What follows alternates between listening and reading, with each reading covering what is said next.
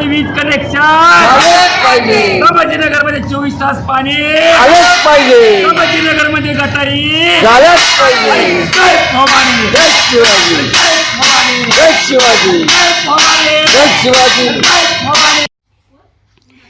सिन्नर शहर व उपनगरात आघाडीचे खासदार व युतीचे आमदार 30 वर्षांपासून असताना रस्ते, गटारी, वीज, पाणी नसल्याने सदर मागणीसाठी छत्रपती संभाजीराजे भोसले यांच्या स्वराज्य पक्ष तालुका अध्यक्ष शरद शिंदे पाटील यांच्या नेतृत्वाखाली थाळी आंदोलन सुरू झालं.